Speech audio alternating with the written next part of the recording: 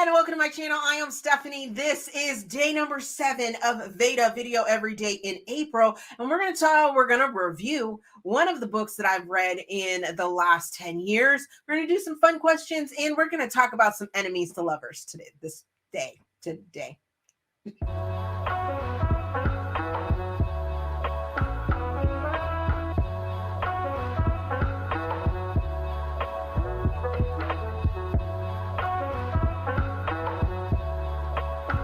Okay, if you don't know, VEDA is a video every day in April, and the format for this year is that I'm going to be revisiting one of the over 2,000 books that I have read since 2012, and it was randomly picked. I was only provided with the title of the book, so we're going to have fun and figure out what the author's name is, if I remember or if I don't remember. We're going to do 2 random questions from my pod deck, which are supposed to be fun and inclusive, that you guys can also answer down in the comment section. And then I'm going to give you 2 recommendations for today's topic, which is enemies to lovers. So let's jump right into the book that I'm supposed to try and remember. And it is called Hollywood Scandal, and I have no clue who this is written by. Ooh, Hollywood Scandal. I really don't know. This is going to be very difficult. I may actually have to look it up a different way because I don't remember who or have a clue on who wrote this book. So let's jump over to my Goodreads and find out who wrote this book and see if that jogs my memory by seeing the cover and what have you. Okay, so the cover sort of reminds me, it's sort of jogging my memory. It looks like I gave this book 4 stars. It says he's a Hollywood superstar. She's literally the girl next door. One of Hollywood's A-listers. I have the movie industry in the palm of my hand. That doesn't make any sense, guys, does it?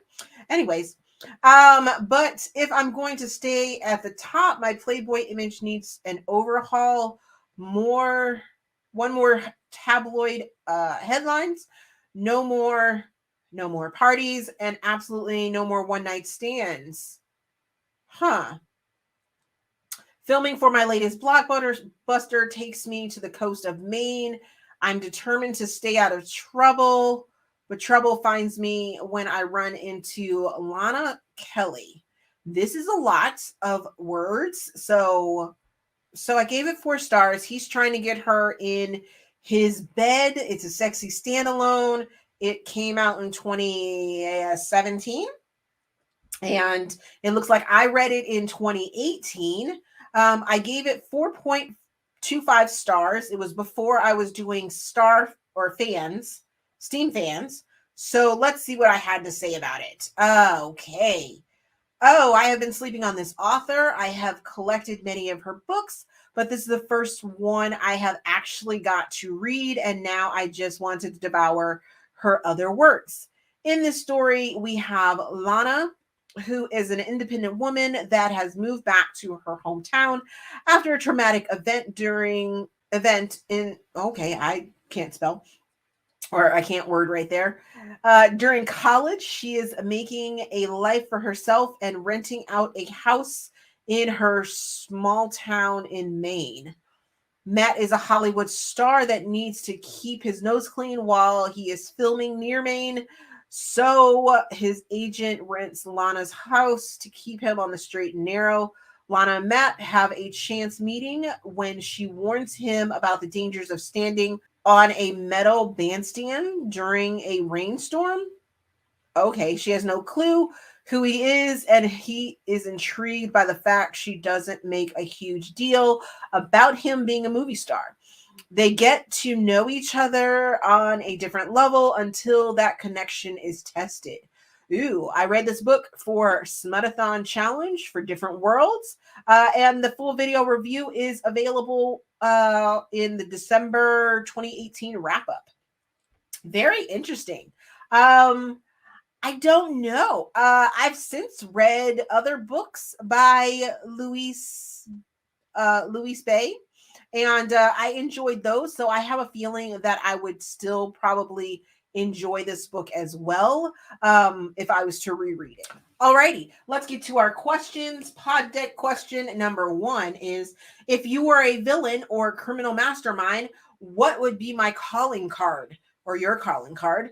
I would probably do like a lipstick thing, like well, no, that spread germs and DNA for that matter. I don't know. I think I don't think I would have a calling card because you know, all my years of law enforcement have taught me that profilers do things like they profile, and when you leave calling cards, it leaves a signature. And that's probably why who was it? Is it the Unabomber or which one of there's a serial killer that still hasn't been caught. And the reason he hasn't been caught is because he doesn't leave a calling card. So yeah, that's I wouldn't leave a calling card. I would be that person to not leave a calling card. And I would change up like the things that I did just to keep people off my scent. And don't be looking at me for you know, trying to do any crimes. No. Law-abiding citizen. Question number 2. What would be the creepiest thing you could say while passing a stranger on the street? You. Ooh. Why? Some of these questions. Ooh. Creepiest thing. Creepiest thing. I get creeped out by knowing, like, having people watch me, like having eyes on me. So yeah, that would probably be like the creepiest thing, just to be like, oh, I see you. I see you, like to whisper something like that. Oh, it creeps me out just thinking about that. So yeah, that's a weird question, and I want to move on from it.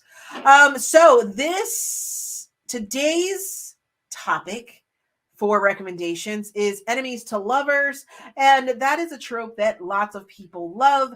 And the first one that I'm going to give you guys is the Love is War duet by R.K. Lilley. I would have to say this is probably one of my very first books and like duets or books, period, even standalones, that I like felt this subgenre trope of enemies to lovers. This story, these two characters, I felt that they were enemies and then they became lovers. And book 1 is all about their hate for each other and why they hate each other and things like that. Then you're left with a cliffhanger. You read the second book and then they're falling in love and getting past all those things that made each other hate each other. And like I said, this is the first one that I was just like, wow, they really don't like each other.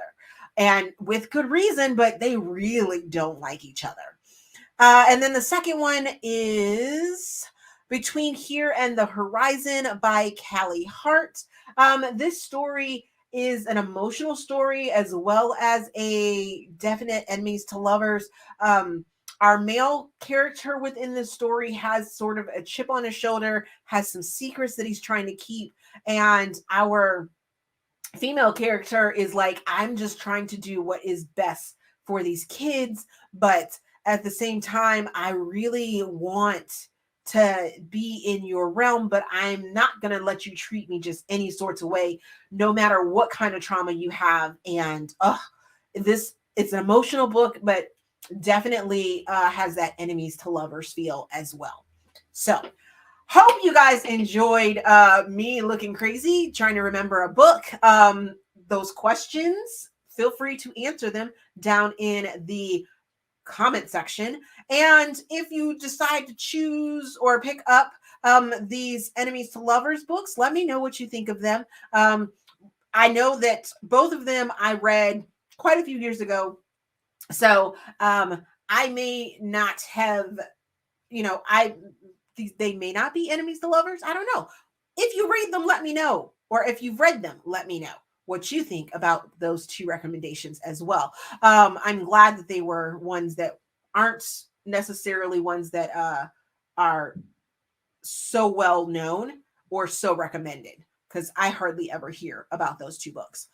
As always, if you enjoyed this video, please give it a big thumbs up, subscribe to the channel. Also, there is a feedback form down in the description box so you guys can help me improve my channel. My PayPal, my Patreon, and all my other social links are down in the description box, so you guys can follow me everywhere. Other than that, thank you guys for watching, and we will see you in tomorrow's video.